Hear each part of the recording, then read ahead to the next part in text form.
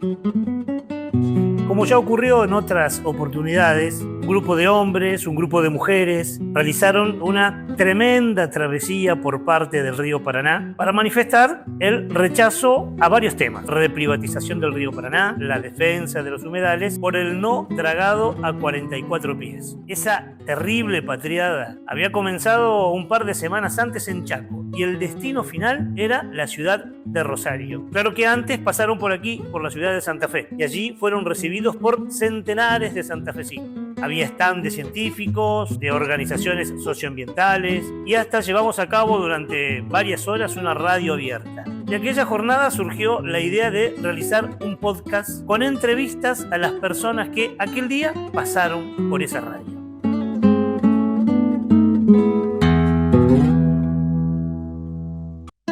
María Daniela Montagnini es ingeniera en recursos hídricos y docente en la Universidad Nacional del Litoral. Combina su trabajo docente realizando investigaciones en hidráulica fluvial, geomorfología fluvial y transporte de sedimentos. María Daniela, ¿cómo estás? Gracias por venir. Buenas tardes, Ricardo. Gracias a ustedes por invitarme. Y gracias por ayudarnos a pensar de un tema tan importante como es el río. Pensaba que para abrir esta charlita que vamos a tener hoy, apelar a este nuevo vocablo. Cuando se habla en ambiente, se habla de que la naturaleza no es un objeto, sino un sujeto de derecho y que como tal tiene derechos, ¿no? La naturaleza tiene derechos. Y que a partir de allí aparecen nuevos términos, y bienvenido seas, y cuando se habla del río, se habla del río vivo. ¿De qué hablamos cuando hablamos del río como un sistema vivo? Bien. Estamos acostumbrados a decir río y pensar en un volumen de agua que fluye, que se mueve.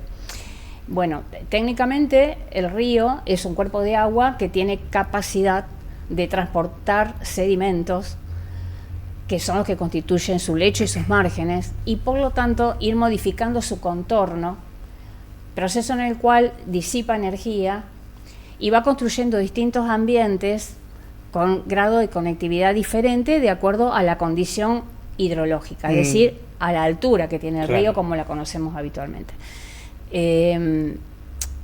Cuando el río crece, ocupa una parte que es del río, que se llama llanura aluvial, que son los terrenos relativamente bajos que durante la mayor parte del ciclo hidrológico no están cubiertos con agua, pero que sí están disponibles porque el propio río lo construyó para ser ocupados cuando el río crece, en el momento en que los caudales se incrementan y consecuentemente los niveles.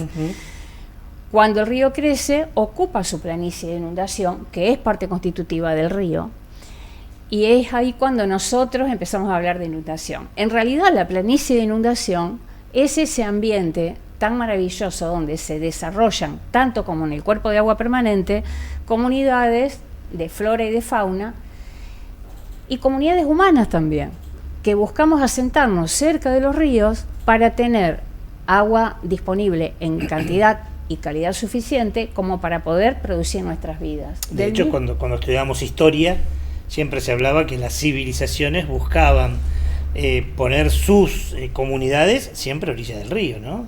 Exactamente, para disponer de agua, también para disponer de un medio de comunicación que les permitiera escapar de algún territorio cuando se veían amenazados, o que les permitiera comunicarse rápidamente o eficientemente con otras comunidades, y al mismo tiempo encontrar sustento en el agua y en esos ambientes inundables, porque es allí donde se desarrollan los peces, donde se desarrolla una serie de animales de las distintas familias que las comunidades originarias utilizaban para alimentarse, pero que necesitan de un ambiente con disponibilidad de agua para poder desarrollarse. Entonces, todo ese conjunto es el río. Celebro profundamente que las palabras empiecen a usarse bien.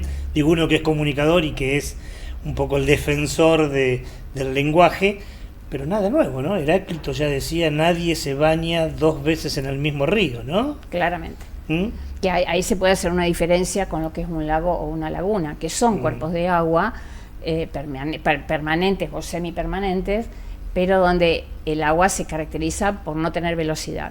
Son parte, las lagunas, del sistema fluvial, sí, claro, si están comunicadas a través de cauces menores con el cauce principal, las lagunas son ambientes que se generan porque sube el nivel del acuífero, el nivel estático del agua presente en el subsuelo, y eso sucede cuando el río crece. Entonces el río alimenta los acuíferos y esas lagunas, y cuando el río baja, que lo hace más rápidamente, las lagunas reducen mucho más lentamente su volumen a medida que se estabiliza el nivel y se pone en equilibrio con el del río o se va por el agua. Explicado así, que suena tan lindo, tan maravilloso, tan armonioso como lo es la naturaleza, sería un pecado no venial, mortal, rebautizarlo con el nombre de hidrovía, ¿no?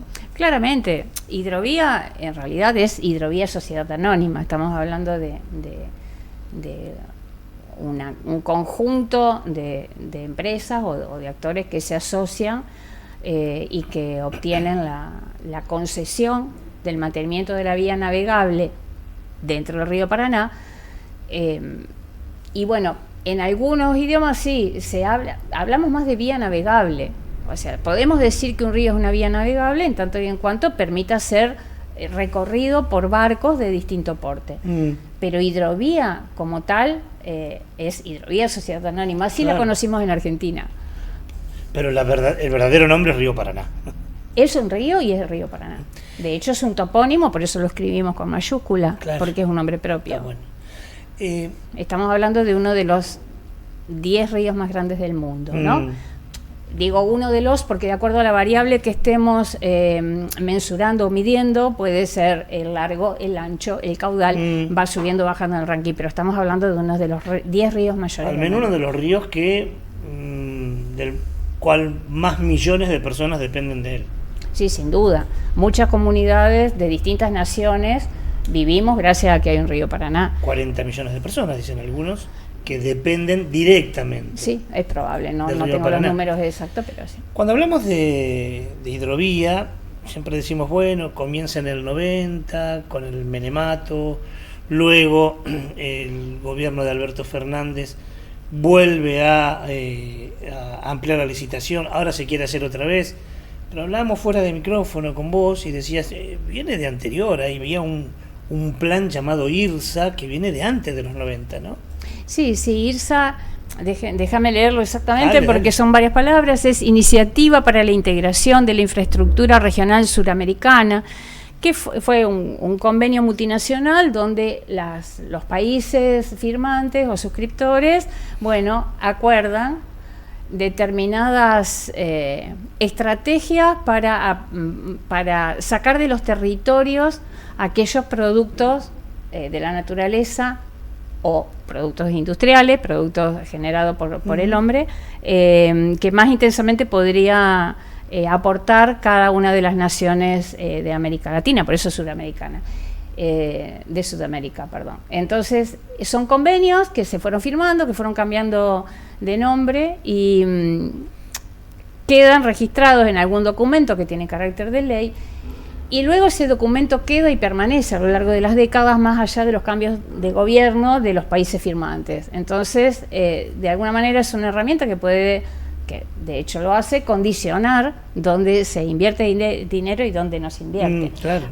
Hay un conjunto de vías de comunicación contemplados en IRSA para extraer materia prima o extraer mercadería y poder enviarla a los sitios de destino de acuerdo a lo que el mercado indique con la mayor rentabilidad posible.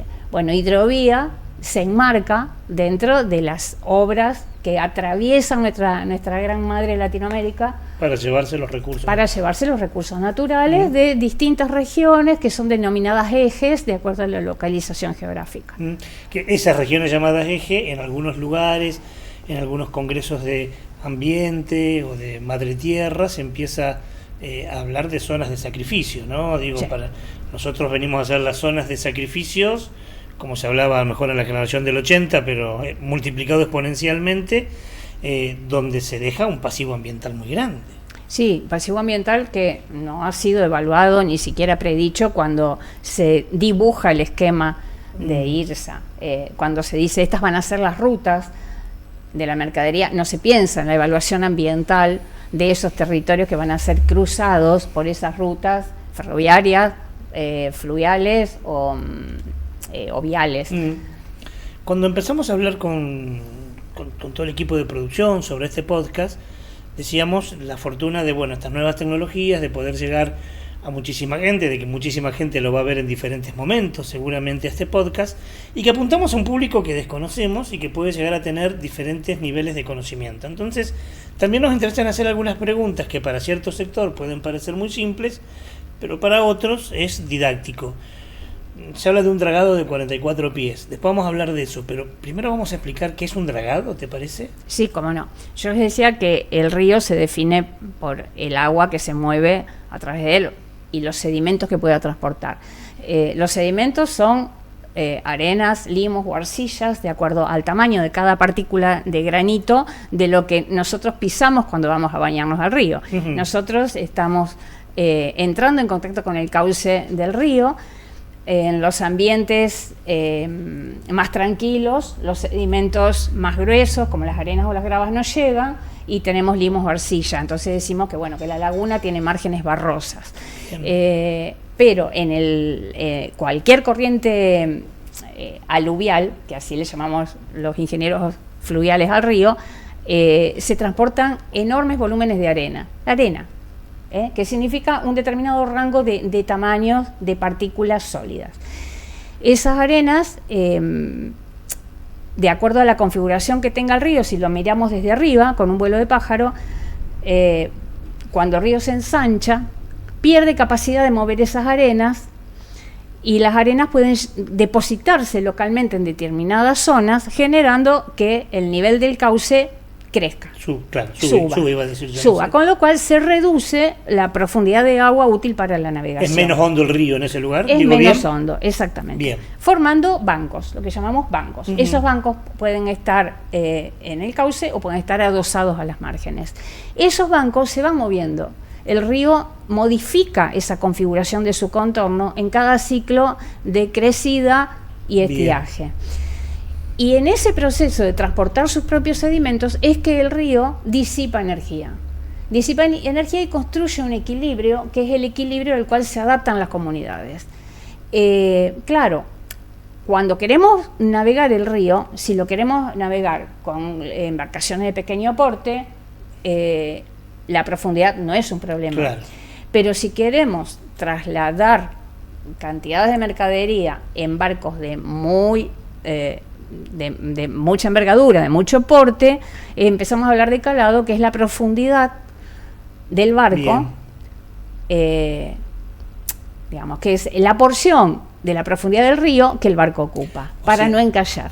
O sea, a ver, un barco de gran porte necesita que el río sea más hondo, pero si además yo le cargo mercadería, ese barco va como bajando y necesita que sea más hondo. No sé si lo expliqué bien. Exactamente, que tenga mayor calado disponible. Lo cual no significa que el río, tengo gráficos para aportarles después, no significa que el río tenga la misma profundidad de margen a margen. El río, con esto de construir sus bancos, sus islas, las islas son bancos que quedaron suficiente tiempo emergido como para ser colonizadas por sedimento fino. El sedimento fino viene con los nutrientes y con las semillas que vienen viajando desde la alta cuenca. Esas semillas se convierten en vegetación si el río está un cierto periodo en un nivel estable que permita que la vegetación se desarrolle. En la isla aparece la fauna y la flora locales, que son lo que le dan esa diversidad que está viva.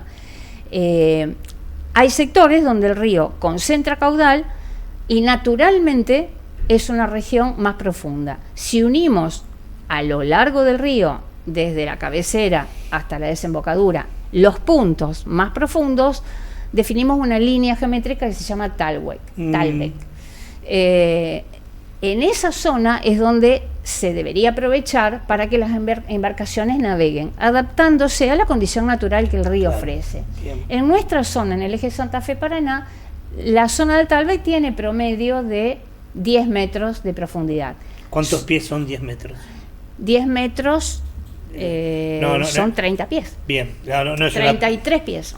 No es una pregunta caprichosa, Sí. hablo de pies, Sí. porque generalmente se dice que ahora se quiere dragar la zona de Timbúes Sí. a 44 pies, Sí. lo que sería más del doble. Bueno, Timbúes creo que está en 20 y pico. No, más del doble, 44 pies serían 13 metros y medio, Ajá. lo cual significa profundizar la zona navegable 3 metros, es decir, remover un manto de arenas de 3 metros y medio de ¿Y espesor. cuán malo o cuánto perjudica esto al ecosistema? Es un volumen de sedimentos muy grande que se debe estudiar con un proyecto de ingeniería y que no necesariamente se adapta a las condiciones naturales del río. Ujú. Se está queriendo llevar a 44 pies porque es lo que demandan las navieras que necesitan sacar la mercadería con el barco a tope.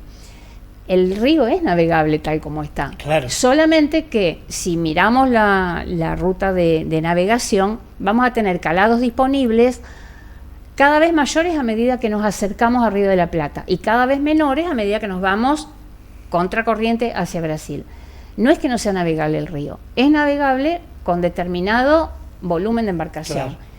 Claro, si las condiciones se las ponemos desde el tamaño de embarcación que queremos que llegue a puerto, necesitamos dragar, sacar ese manto de arena, no todo a lo ancho del río, sino en la zona del canal navegable, que es esa especie de ruta o de calle que vemos en Rosario, si nos sentamos un rato en la margen, por donde se están moviendo los barcos permanentemente.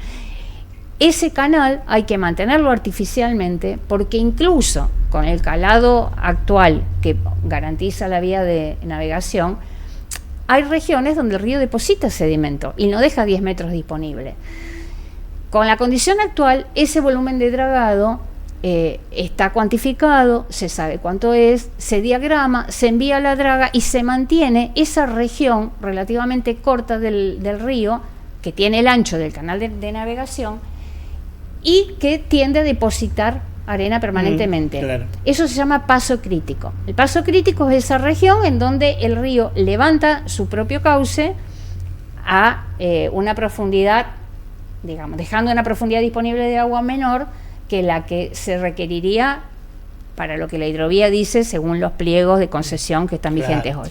Yo solía, después te iba a preguntar del pliego, pero yo suelo decir, no sé si es correcto desde el punto de vista científico, pero suelo decir que adaptar, suelo decir en los programas de radio o en los de tele, que adaptar el barco al río y no al revés es como comprar un auto más grande y romper el garaje para que pueda entrar, ¿no? Sí. Nadie lo hace eso en su casa. No, ¿Por qué hacerlo con el río? No, es una excelente analogía. ¿Mm?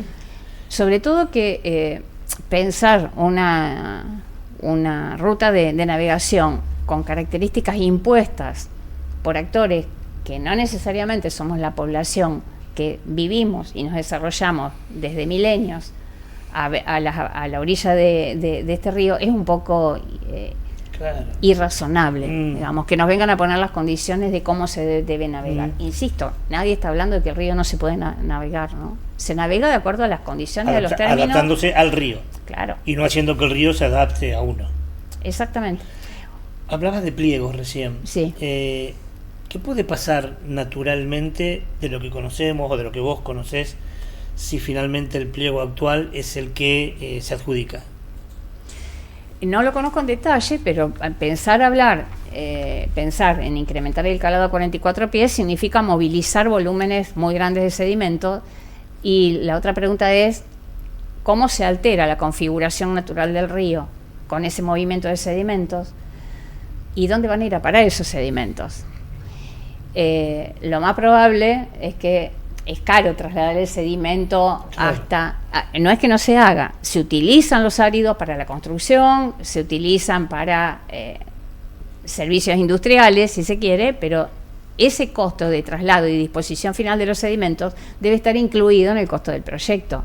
Y además estamos cambiando la configuración del río, lo cual requiere un ejercicio de estudio enorme, porque no estamos hablando de un pequeño río de montaña que puede introducir daños irreversibles. Estamos hablando de uno de los 10 ríos más grandes del mundo. Entonces, ¿dónde van a ir a parar esos sedimentos? Y lo más probable es que se dispongan sobre la zona de islas. Entonces, al disponer sobre la zona de islas los sedimentos, se cambia la morfología del río, de la llanura de inundación, se tapan lagunas, se puede tapar la desembocadura de los cauces secundarios que los construyó el río. Por ejemplo, el Colastinés es un cauce secundario del río Paraná, es parte del Paraná. Entonces, si a la empresa dragadora le queda cómodo y el pliego lo permite, se disponen los sedimentos en esos cauces secundarios, modificando reversible o irreversiblemente la dinámica fluvial de ese cauce secundario y toda la vida que ese cauce sustenta. Humedales inclusive. Claro, todo lo que es llanura de inundación es un humedal. Necesita otras características para ser calificado como humedal de acuerdo a lo que la disciplina específica dictamina. Digo porque lamentablemente con los episodios de quema de espacios verdes de los últimos tiempos hemos aprendido la importancia vital que tienen los humedales para el ecosistema, pero inclusive para los urbanos, para los que vivimos en ciudades, ¿no? Sí, claro, intervenir la llanura de inundación del Paraná, como se está haciendo, con siembra de soja, con ganadería intensiva, con quema para facilitar la disponibilidad de esos terrenos, con desarrollos inmobiliarios cuya factibilidad no conocemos, significa estar alterando un espacio que es del río. O sea, naturalmente no es urbanizable, porque el río, en algún momento de su ciclo hidrológico, lo va a ocupar.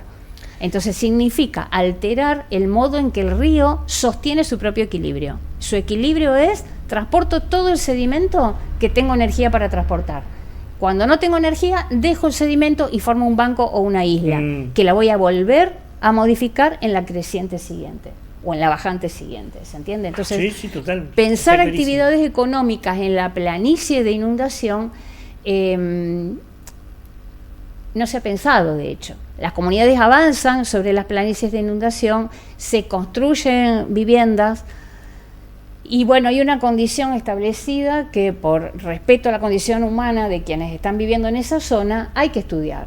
Pero no es lo mismo entender la dinámica de una población de pescadores que justamente encuentra su sustento en el río y que adapta su vivienda a la variación de niveles que el río tiene, que está pensando una urbanización rígida, deberían hablar los urbanistas de esto, o siembra de soja, como está sucediendo acá en el Paraná, que se construyen terraplenes para mantener sin agua una porción mayor de la planicie de inundación y poder sembrar y cosechar. Extender aún más la frontera agropecuaria. Claro. Ya no solo talando árboles, claro, sino, no sé si es muy acertado lo que digo, pero secando partes de ríos, ¿no? Es así porque hasta hace unos años era ganadería.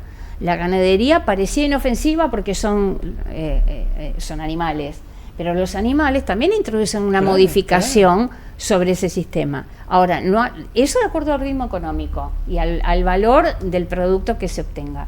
Si queremos, corremos las vacas a otro lado y ponemos soja. Y no es esa la lógica, porque, insisto, la planicie de inundación es parte del río como es el cauce permanente. De hecho, Santa Fe, la provincia de Santa Fe tiene una ley, la 11.730, que regula qué tipo de uso se puede hacer en cada parcela de territorio de acuerdo a la condición de inundabilidad. Se hizo hace varios años, sabiendo que Santa Fe está atravesada por cuestiones hídricas en todas sus latitudes. Entonces se determina a priori qué tipo de uso se permite. No es que no se permita que haya una vivienda en zona de isla, porque esa vivienda, si está adaptada a las condiciones de variación de los niveles del río, no supone un riesgo para sus moradores. Pero de ahí a cambiar la morfología del río, a cambiar la compactación del suelo por la utilización de maquinaria pesada, a cambiar las condiciones del escurrimiento, porque si estoy secando una porción de planicie de inundación, significa que si le pongo un terraplén en el borde, por esa zona el río no va a pasar. Entonces el agua que no pasa por ahí en creciente se concentra en el cauce principal, generando procesos erosivos de allí hacia aguas abajo, ¿no? Si no estoy equivocado, participaste de proyectos de investigación en el área metropolitana de Santa Fe, de proyectos que se hacen, como se maldice habitualmente, ganándole espacios al río, ¿no? Contanos qué impacto tienen en las ciudades esos proyectos que se llevan a cabo. Sí, te tengo que decir, nulo.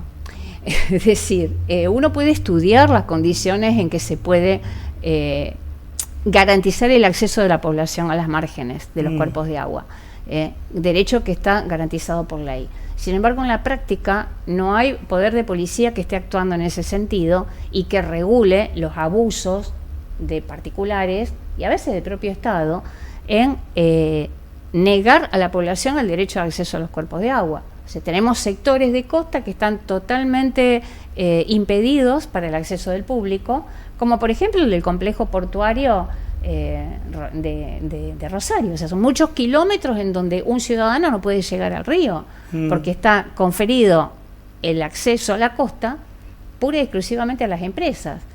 Entonces, en las ciudades ocurre algo similar. Se va dejando que la población avance y la población se va quedando con las márgenes y no se garantiza el acceso al cuerpo de agua.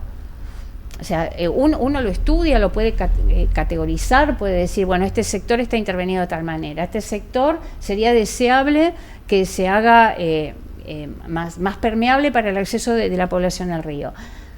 Pero a la hora de los hechos, las políticas públicas no acompañan esto y no protegen nuestro derecho al uso, disfrute y al deber de cuidado de los cuerpos de agua. Porque también cuando arrojamos un plástico en la esquina de San Martín y Rioja, llueve y ese material plástico se va por el sistema de drenaje urbano a la laguna Setúbal, de la laguna Setúbal va a llegar al río Paraná y ese residuo que estamos arrojando está modificando las condiciones del río.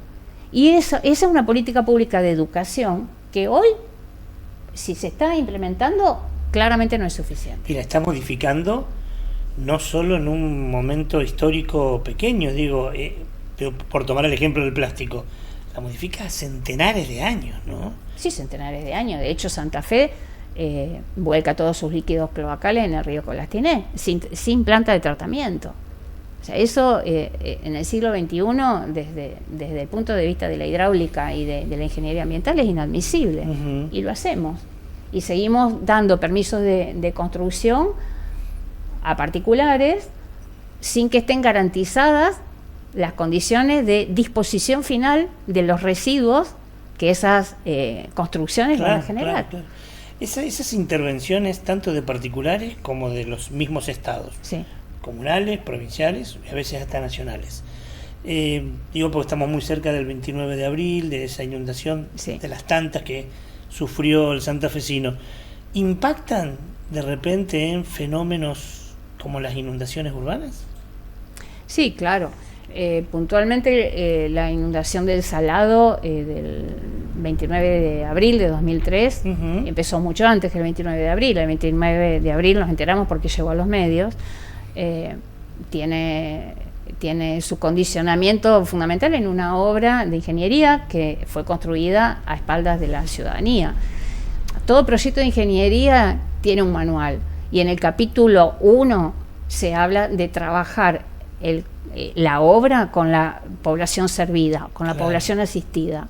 Bueno, se construyó un terraplén de defensa que no estaba cerrado. Si el terraplén no está cerrado, el recinto protegido no está protegido. Se convierte en una pileta que se va a llenar cuando el río crezca. Entonces sí, las obras hechas de a tramos, de a pedazos, no concluidas, sin conocimiento de la población, sin escuchar lo que la población tiene para decir, se convierten después en crímenes, porque allí no es que no hay conocimiento técnico, de que la obra tiene una habilitación provisoria sin estar concluida. Hay conocimiento técnico, hay documentación al respecto, pero en ese momento sucede y el que se inunda es el vecino que no sabe para qué tiene un terraplén a una cuadra de su casa. Entonces las obras se construyen con la ciudadanía, trabajando con la población, los criterios, el conocimiento que la población tiene del río. Yo escuché la mejor clase de drenaje urbano que escuché en mi vida, la escuché de una vecina muy querida que nos explica qué sucedió en el 2003, cómo se acumuló el agua y qué intervención había que hacer previo a la llegada del pico del Salado para que los barrios no se inunden. Mira. Porque esa vecina creció y desarrolló su vida al lado del río. ¿Y cuánto falta, digo? Nos falta a todos a lo mejor, pero me parece que por la responsabilidad que tiene la dirigencia política y los profesionales que trabajan para la dirigencia política de ponerle la oreja a esa señora, ¿no? Sí, claro, ir a consultarla cuando se empieza a bosquejar el proyecto de la obra de ingeniería.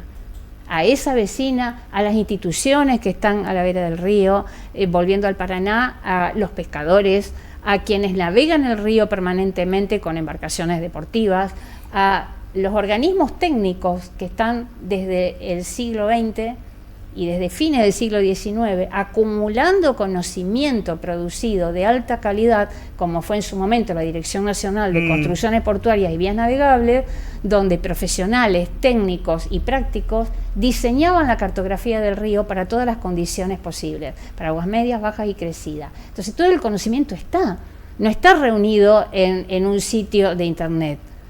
Pero justamente la ingeniería se trata de eso, de ver dónde hay una intervención que requiere conocimiento técnico, pero antes de eso, del conocimiento de quienes habitan el río y quienes documentan lo que ese río viene haciendo. El conocimiento empírico, ¿no? Empírico y también profesional. Y el doxiológico también, pero digo, conviven. La Dirección Nacional antes era Dirección Nacional de Construcciones Portuarias y Vías Navegables.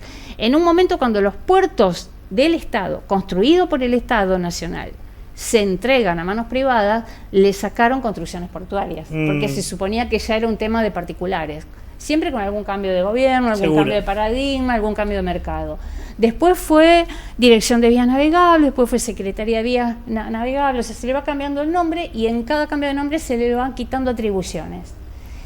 El acervo de información técnica construido por esta dirección no lo tienen los países del primer mundo. Claro. O sea, ha sido ejemplo internacional, con técnicos e ingenieros y prácticos, peritos prácticos que conocen el río palmo a palmo, que han permitido una cartografía de detalle exquisito y la medición de caudales y niveles con una precisión que hoy con instrumental automático no tenemos.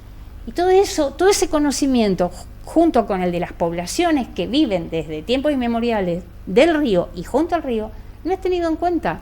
En el caso del Salado sucedió eso. La población no sabía que lo que tenía al lado no era una obra de defensa, sino una obra vial. Y se convirtió en una trampa mortal. Tengo miedo de hacerte esta pregunta. Dale, no hay problema. Porque estamos a 23 años. 23 años. De la inundación más trágica que tuvo Santa Fe. Sí. Digo la más trágica porque tuvimos otras también bravas. Sí. Y a 23 años, con todo esto que me decís, sí. ¿Cómo estamos?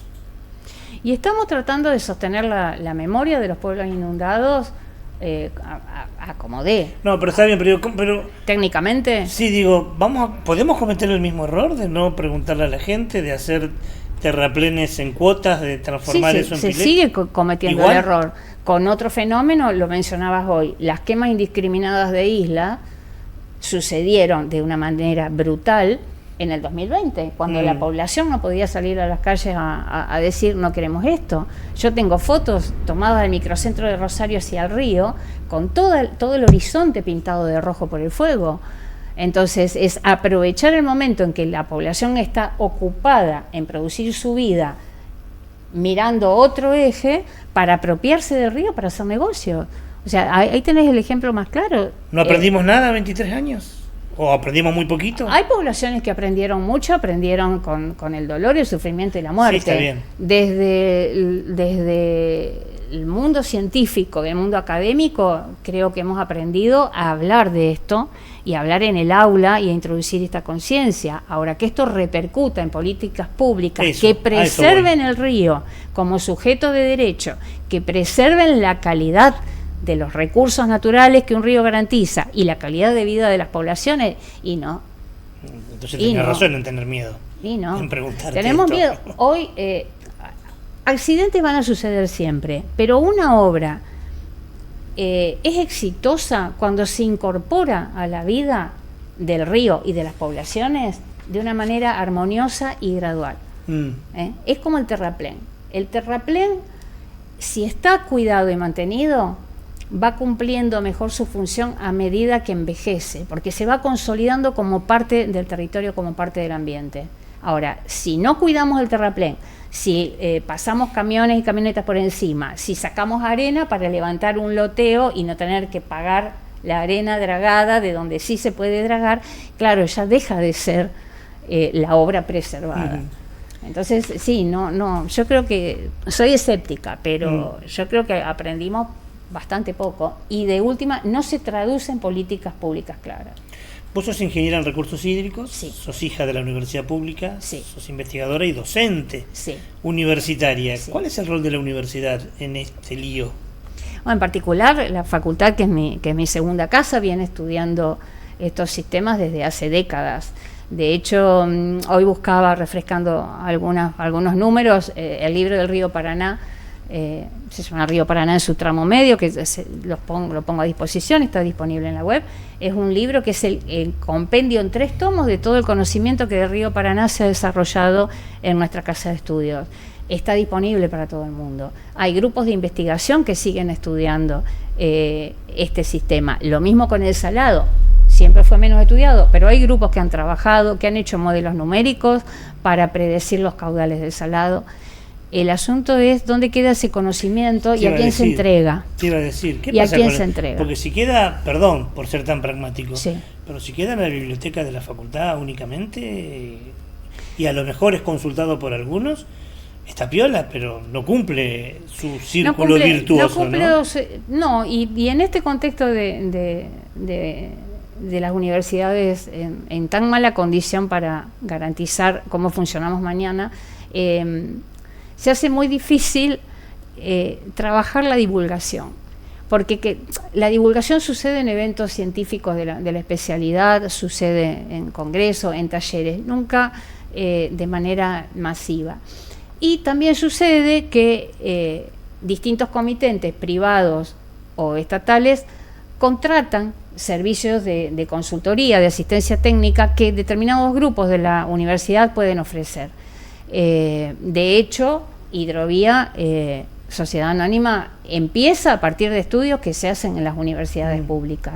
El asunto, para mí, es dónde queda publicado el resultado de esos trabajos. Claro. ¿Quién se apropia de ese conocimiento para después decir, miren, acá la universidad dijo que había que hacer tal cosa y no tal otra?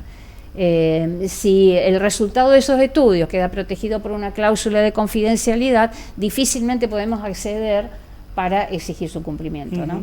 Y también una actividad de pedagogía, que el salado en eso trágicamente nos ha dejado el aprendizaje de que es una pedagogía permanente. Mirar los cursos de agua en territorios de interfluvio. O sea, la ciudad de Santa Fe es un territorio de interfluvio, está condicionada por los cuerpos de agua que la rodean y que la sostienen también. No son un problema, son una solución, son una alternativa.